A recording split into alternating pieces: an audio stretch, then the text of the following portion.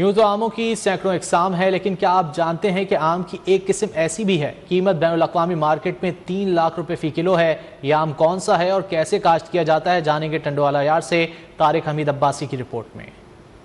سندھ کا ایک ایسا شہر جو اپنی مثال آپ ہے۔ ضلع ٹنڈوالا یار زراعت کے حوالے سے پہچانا جاتا ہے۔ یہ علاقہ سندھری آم، کیلا، پٹی، گنا جیسی فصل سے مالا مال ہے اور اب ایک اور نئی پیداوار کی جا رہی ہے۔ ٹنڈوالا یار کی یوسی مشن کے کاشتکار شیر محمد لغاری نے جاپان میں پائی جانے والی آم کی نایاب قسم میازاکی کا تجربہ کیا تو 8 سال کے بعد محنت رنگ لائی اور تجربہ کامیاب ہو گیا۔ میازاکی آم کی نایاب نسل ہے جس کی قیمت بین الاقوامی مارکیٹ میں 3 لاکھ روپے فی کلو ہے۔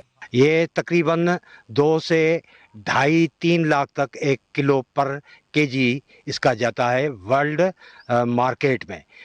پاکستان میں تو اس طرح بکے گا جیسے عام مارکیٹ ہے، جو انٹرنیشنل اس کی مارکیٹ ہے وہ 2.5 سے 3 لاکھ تک ہے۔ میازاکی آم کا رنگ لال سرخ ہوتا ہے اور یہ دنیا کے مہنگے ترین پھلوں میں سے ایک ہے جو صرف چند ممالک بشمول بنگلہ دیش، انڈونیشیا، فلپائن میں پایا جاتا ہے اور اب یہ پاکستان میں بھی کاشت کیا جا رہا ہے۔ وہ شوق میرا ایک آم کا ہے جسے میازاکی کہا جاتا ہے۔